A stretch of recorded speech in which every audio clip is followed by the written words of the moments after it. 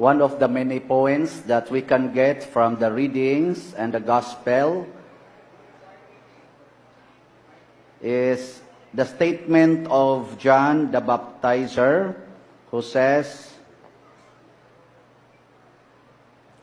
"So this joy of mine has been made complete." So mga igsoon o binisayon kining ako karong kalipay, hingpit. Doon na ba'y possibility nga mahimong hingpit ang atong kalipay dinhis kalibutan? What do you think?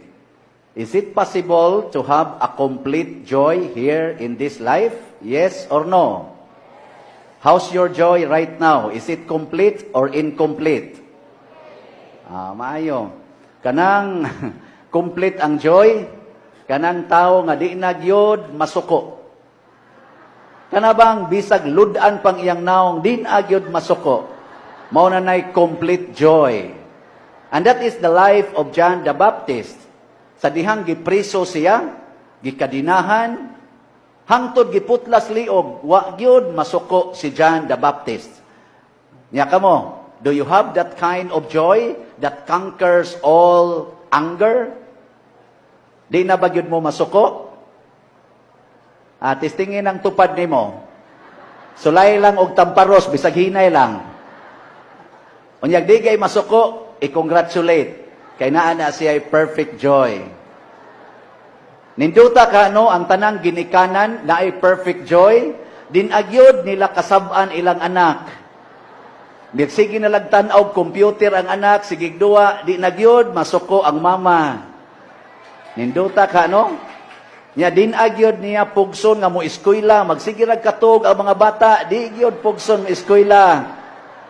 Dili na pugson nga manglimpyo, di na pugson nga manghugas, kay di na gyud masuko. Nya naa mo ana. Nagakinahanglan mong Santo Niño. In our theme for this year's festivities of Santo Niño, kay bawo mo ko sa atong theme? Unsa man? Santo Niño.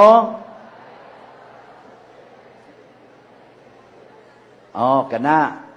Unsa man ang last two words? Humility and service. Unsa man? Gusto mong mo sunod ana? Gusto mo nga mag-practice og humility? Gusto mong mag-practice og service? Tudloan ta mo. What is humility? Wasan mo kay bawo? Pagpaubos. Unsa man ang pagpaubos? Humility. Unsa man ang service? Pagserbisyo, alagad. Unsa man ang alagad? Serbisyo. May pagmanguli mo sa inyo. Humility means to accept everything and everyone without complaint. Ang pagdawat sa tanang, butang o mga tao nga wa gyoy pagreklamo. Mo na humility. Agree, disagree? Nya, naamo ana. Di mo reklamador. Tanawon pala ng inyong naong, wa na, ilhana. Kanang tanang nangiskis og kilay, reklamador na. Tanawa inyong tupad, basta nangiskis kilay, kana, reklamador. Kanang tanang nagpa-colors buhok, reklamador na. Mo na siya. Kana, duha pa lang nakabuk akong gi-mention. Nya, built-in gina ninyo. Nya, gamay ra kay na nga butang. Unsa nakano sa dagkong butang? Ang mga asawa, di mo reklamador sa inyong bana. Wa na mo tingog. Kamong mga bana, wa mo magsigig reklamo sa inyong asawa. Otros ang wa mo tingog. Kaming mga pari, wa mi magreklamo sa ninyo. Depende sa kolekta.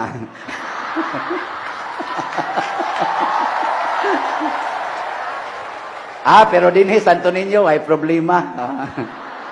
Kami mga dayosisan, galaway lang taon. Oy, di sa namoy among concern, oy, nagtuo sa mong kanaray among concern. Ang among concern, mao ang inyong kaluwasan. Dili ang inyong ihatag sa sibot, kung dili ang inyong gugma sa paghug diha sa sibot. Agatuo lang yun mag-ingon mo, nagtuo lang yun mo ingon ni anak kamabaw. Mura sag tinuod, no? Pero mo ginay tinuod.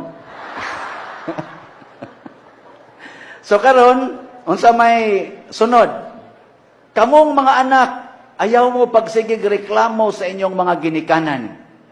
Kay daghan kayong mga anak nagasigig inat sa ilang ilong ug naglagot nganong piyanga ug ilong ang ilang ginikanan. Daghang mga anak karon nagasigig paputi sa ilang mga naong ug nagreklamo nganong brown ang color sa ilang ginikanan. Dawata in tao na ninyo mga anak ang inyong ginikanan kay di pa tungod ana wa gid unta mo ron dinhis kalibutan. Atong pakpakan atong mga ginikanan mga igsuon. Ingnan ang inyo dihang tupad nga mamagpapak, congratulations. Kay nakaanak kag reklamador. Unya, unsa man ang serbisyo? Service means alagad lagi, pero unsa man gina ang iyang meaning? To render service, to address the need of someone without asking anything in return. Meaning, you render service to address the need of somebody and do not expect anything in return. O niya, gahimo wana. Kamong mga empleyado, hatag mog serbisyo, pinaagis inyong trabaho, ngadtos inyong mga employers. Ayaw mo pangayog sweldo. Kana, maunay service. Mangayo gani mog sweldo, aga negosyo na mos inyong pag-alagad.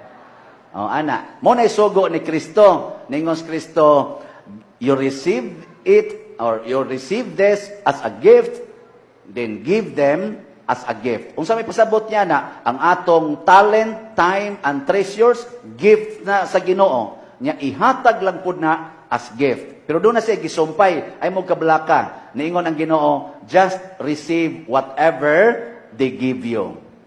Nana. So kamong mga asawa, serbisyo mo sa inyong bana, pero ayaw mo pangayo something in return from your husband. Kung ikaw mo alagad sa imong bana, niya ang imong bana adto mo alagad sa silingan, just accept. So kung muadto na siya sa silingan, di siya mo bawas o galagad nimo, gamita dayon ang humility to accept everything and everyone without complaint.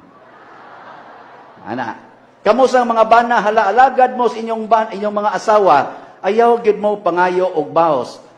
Muna inigalagad nimo, nya inig kagabi igkablit nimo, iwakli ra ka, itikong lang sa spikas kilid. Nya ing na lang, Lord, nganong nakaasawa pa man kog ingon ani. Pero this cannot change my love for her. Lindot, ano? Ana ang mga bana. Mudayon mog text, ay. Dayon mog text nga tos inyong mga friends in Facebook or in cellphone. Moingon din mo, I am rejected tonight. I am very, I felt rejected, insulted. I am in pain. Nya, isendin animo to 20 women. Yan, ada yung mo reply, why did you feel rejected? How about your partner in life? Yan, maingon din ka nga, nasayop kog pili aning yawang dako.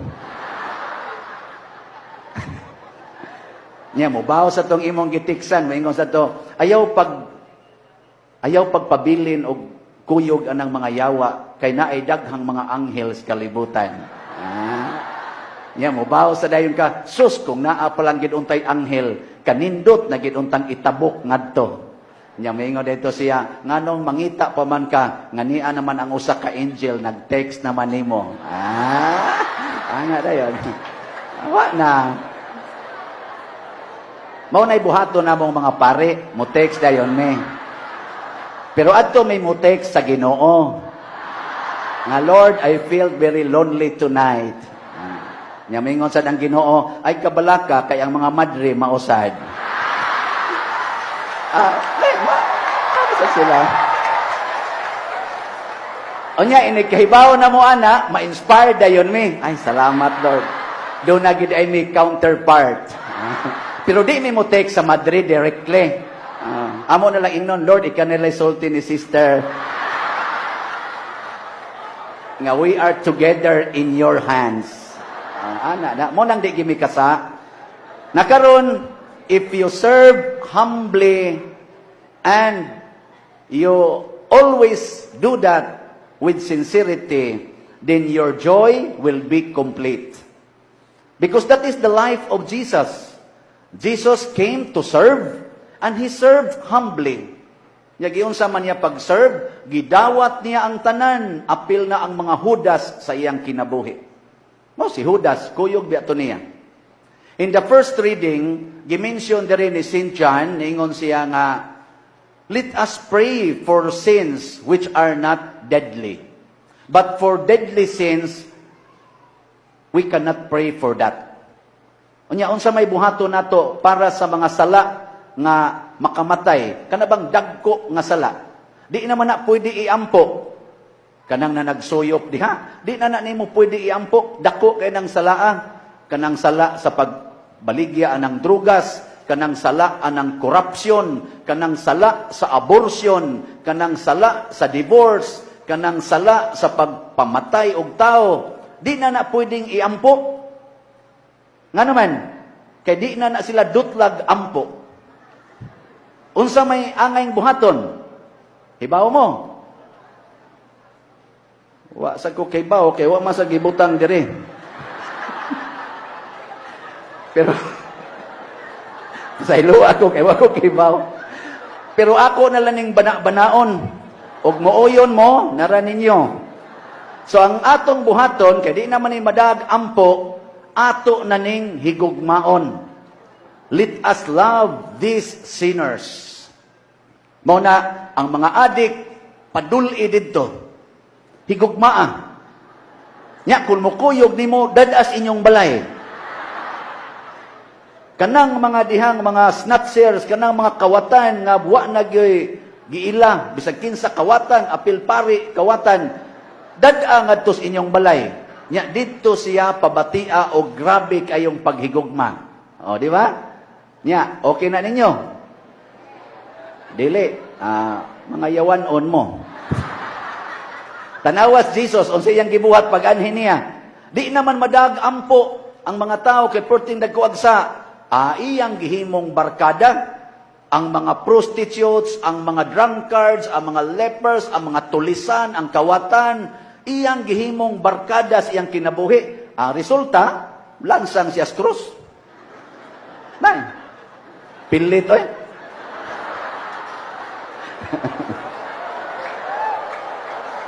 Kamo diha, sinog-sinog buwan ng Santo Niño. Oy, kana si Santo Niño, magsige nag-ingon ninyo, ayaw honong dinhi ha, ang sangko gyud ka didto.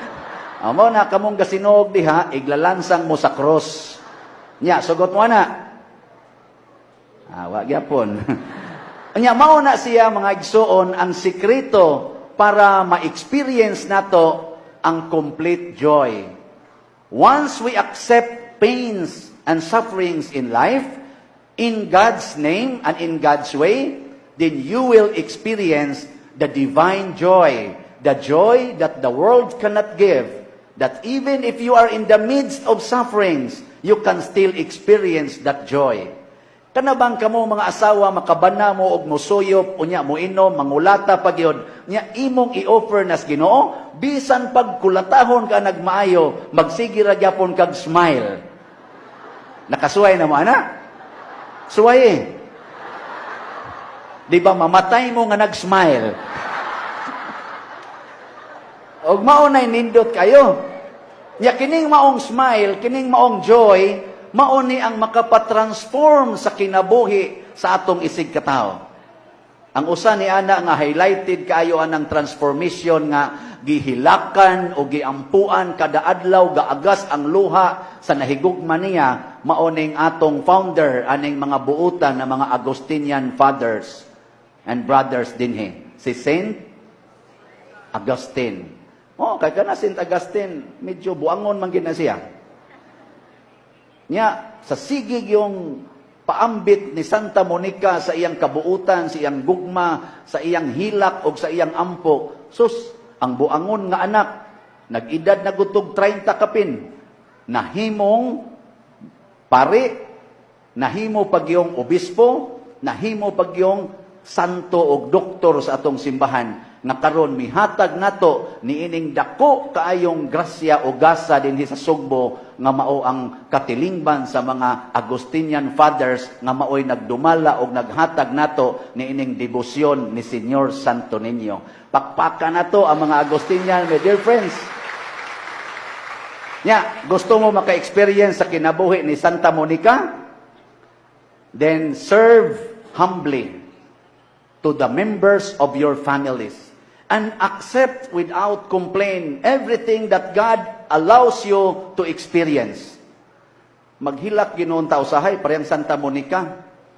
Ako bitaw sa una, ni graduate ko nga pobre kayo.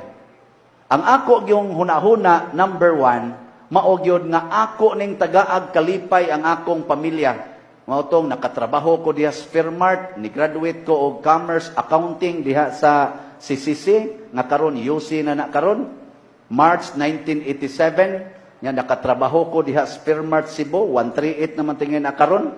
Og June 1987, nya nabalhin ko ngadto sa Land Bank of the Philippines kanang skina diha sa kuan, Santo Rosario, pagka mga October 1987. Pag-abot na nako sa Land Bank, na regular ko the following year, mga April 1988, nagsige na ko gunahuna, kini, nindot na yung kaya niya mong pamilya anis, papag mama, ako mga igsuon, makakaon na yung insakto, nga naikanon og sudan, lab, hatag ginako tanan, niya makadawat pag yung tagsaksakong bugas humay, lab, hatag gin ngadtos bukid, kaysa una, makakaon ra mamig humay, panahos adlaws minatay og pista.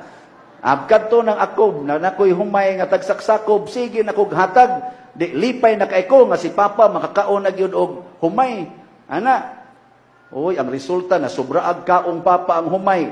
Pagka 1989, na-stroke bitaw. Oy, na-paralyzed.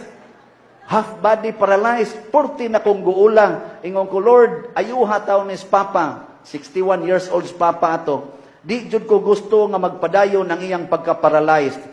Mautob, ampo kog maayo.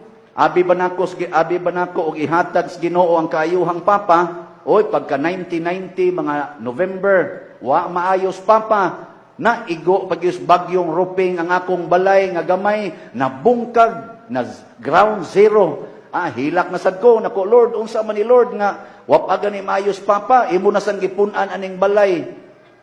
Ampo na sad ko, wa jud ko hunong, aron gyud nga maayo gyud.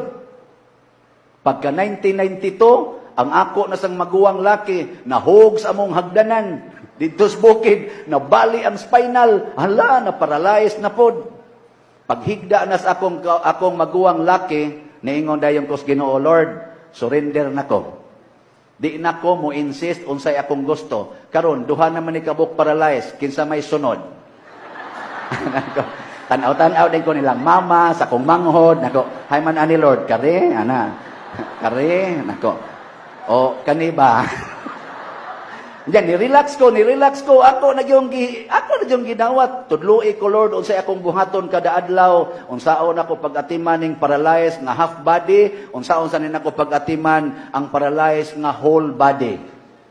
Nalingaw ko mga igsuon. Hangtod lingaw na kay kong muatiman sa paralyzed. Wa na ko mangandoy nga maayo pa sila. Kay lingaw na kay ko sa pag-atiman.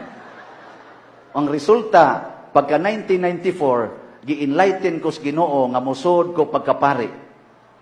Wa day ko mutuo, nako di ni tinuod oy kay ni agon ni mga paralyzed. Uy ni kusog magmayo. Pag 1995 ni so dayon ko sa seminaryo, gibiyaan nako ang mga paralyzed. Kay mao may pagbuot sa Ginoo. Di Tuman lang ko. Ang sa may resulta, kibaw mo. Wa. Patay des papa. Nako ni aram dining solusyon di ay. Awa ko ni ana oy. Nakadawat gyapon ko, nakadto kabubuton sa Ginoo. Nya hangtod yon nga nipadayon ko og nahimo na kong pare. Akaluis Ginoo ang akong maguwang na pa, buhi pa. Usaray kaswalti. Pero ako napare ko. Karon unsa may resulta? Wa nay na paralyzed. Sige na kog tabang og mga paralyzed nga dili na membros among balay. Ano ta kayo? Sige na kog tabang og mga estudyante nga wa ka eskwela pre na kus una tungod kay dako naman kay ko og kolekta. Di man pariha atong di trabaho pa kus una 15 ra mag 30 nako madawat karon kada dupa inig sirak dawat dayon.